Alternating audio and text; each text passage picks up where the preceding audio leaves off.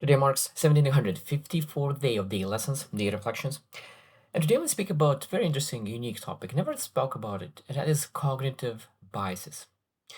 And sometimes there is a couple of very well-known biases, and we'll discuss today. Today we'll focus on 15 and very just touch the biases. I think that in the future could be great to really go deep in understanding every single different bias.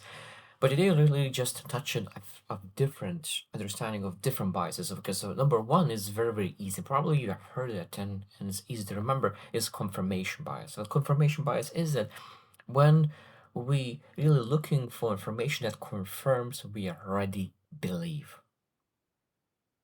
And most likely we'll find it because there's nothing that is 100% right or wrong. And if you're looking for confirmation bias, most likely you'll find it.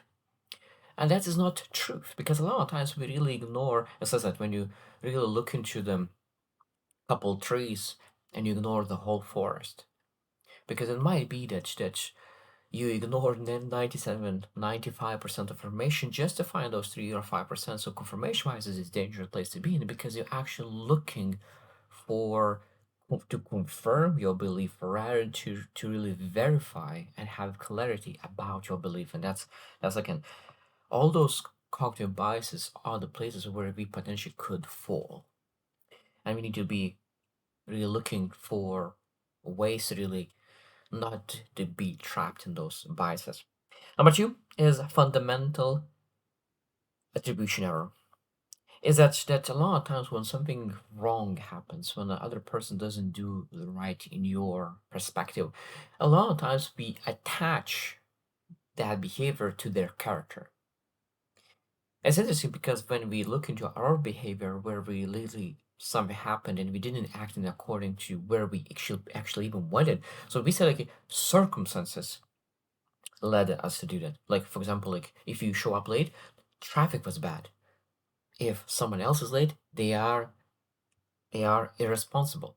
So it means that fundamental attribution error is focusing on judging other person's character when while we looking at ourselves we see ourselves based on circumstances, and that is error because at that moment we're not able to really neither see other people neither ourselves in the right light. Number three, negativity biases, and this is very common and probably you've heard of it. When we hear information, negative information lands 1,000 times more than positive information. So that means that sometimes positive information comes and goes, but because it doesn't has the weight, it seems the negativity always wins. So a lot of times negativity bias is that there's only one negativity compared to 10 positive things, but because negativity is 10 times louder, it seems that negativity and positivity has exactly the same amount, even though it just negativity biases is playing a role, massive role, because our brains are a lot of times um, built to protect, to survive, and that's why we're looking for negativity more than clarity and truth. Number four is availability heuristic. What it means is that a lot of times when things are easy to remember is statistically more likely. So that means that when you heard that recently where was some kind of plane crash, now you start to believe that it statistically is more likely to die in a plane crash, even though that is doesn't change the statistics. But because it was recently and is easy to remember, now we have that different thought about statistics altogether. Number five is halo effect. And what it means is that when we really look into a person, it has one tremendous good skill set or trait, and that we really like that trait. And because they have that one beautiful trait, now we assume that everything about this person is great based on that one attribute. So it could be intelligent, kind, competent, etc. There's so many different things. That means that we need to be careful with that because if they are credible in one area of their life, they might be totally wrong in another area. There's a reverse that as a horn effect. It means that if one area of their lives is terrible, we start to assume that everything is terrible, and that's not supposed to be that. But we need to understand that every single person has strengths and weaknesses because every single person is a human. Number six is sunk cost fallacy. And again, this is just when we really understand that you already invested so much time and you don't want to really waste that time.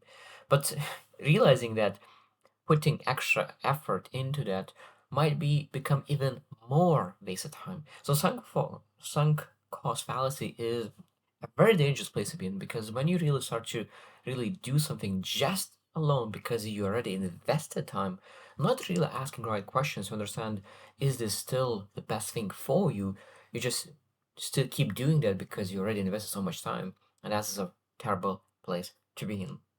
Number seven is recency bias. That means that it might be that you have a relationship with someone and a person was mistreating you for 3 months, 4 months, maybe a year, and then last month they did a really good job treating you well. And now, because it's recency bias, now you start to believe that the almost a whole year was properly done.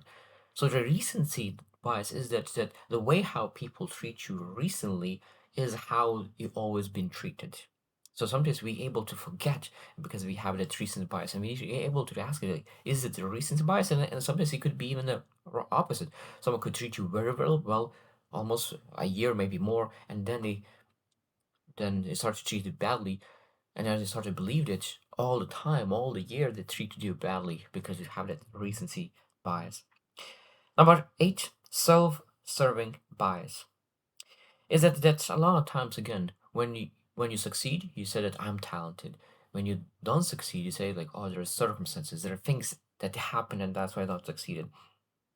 That I think that we need to understand that again, we're not supposed to one success or failure be attributed to character when a fail is attributed just to behavior. And I think that we need to always look into, okay, what could I change, improve, get better, and most likely focus on behaviors rather really be very fast on attaching to character, the good or bad, and that's important. Number nine is Dunning Kruger effect, and this is interesting because sometimes the less you know, the more you think that you know, because the more you know, the more you realize that there is more things to understand because that lack of understanding leads to under not know and start to not recognize the things that you are missing, and that's this like Dunning-Kruger effect. And I think that is interesting thing that when you really feel very smart about a specific topic, we need to really look into like how much do I really know, compare even to other people, and because sometimes you realize, wow, I was so certain and confident because I just didn't have enough information yet. When you develop more understanding, then you start to realize that, wow, a month ago when I had lack of understanding, I thought I know a lot. Now when I have a lot of understanding, I realize that there's so much more to learn. Number 10 is anchoring bias. And this again in influence in sales is extremely important bias because people when they want to sell something they name a price that is very, very high, and then they anchor like this the price of this one will be 2,000. And somebody say like for example in the store, a jacket that was worth 2,000 now is it's discounted to 800. So 800 seems it's decent, even though that maybe jacket never was worth even 2,000 anyway. It just a person like the store anchored you start to believe that this jacket is worth 2,000, and now 800 seems valid, even though that jacket is supposed to be 800, and because that anchor bias, we start to believe that's a good deal, even though that was never a good deal. Number 11 is projection. That means that if you are angry, you assume that other person is angry. If you are a certain way, you start to believe other person is. the way. So rather than really accepting that you are a certain way, we want to project. And sometimes we don't want to be angry, and because we don't want to be angry, we project that on other people. Why are you so angry? And then sometimes we just say like we need to look back into the mirror and say like maybe I am angry, and that's why I project and see other people certain way. Number 12 is fundamental attribution errors or actor observer biases. So your own behavior through circumstances, but someone else's behavior through their personality. And then this is again, this is very important that very commonly we we look into someone else's behavior through their personality. This is how they do it, and then we very quickly to really attach their behavior to their personality, even though that they act one day outside of their personality. But if we do something, we always look into this was not my intention. Circumstances happen, and that's why I acted. And it's very dangerous bias. Number 13 is loss aversion. That means that people are more afraid to lose than gain. For example, if you have a chance to lose 100 and gain 100, so the pain of losing 100 is bigger than gaining of 100, and that's just again loss aversion. Number 14, status quo bias. And it's interesting that is one of the biggest, that is the most common cognitive bias, because familiar pain can feel safer than unfamiliar freedom. And that's why so many people are stuck in the same place for a long time, because familiar pain can feel safer than unfamiliar freedom. And it's a very dangerous place to be in. And last one, number 5, is black and white thinking. And I've been there at the older I get, the more gray I become. When I was younger, I was very black and white. This good or bad, success or failure, like love and hate, friend and enemy, always never. So that means there's always like extremes. But when you start to understand things, you start to see there's so much gray, so much context, so much content that you're able to really start to see. And I think that again, this is one of the things that we need to learn, that when you start to see that there's extremes of anything, we need to understand that we need to understand, okay, let's look into what parts of this thing are missing, because it cannot be black and white. There can be, of course, the 98% is gray and 2% are very black and white, but we need to understand what is black and white and what is gray, because majority of things in life is gray.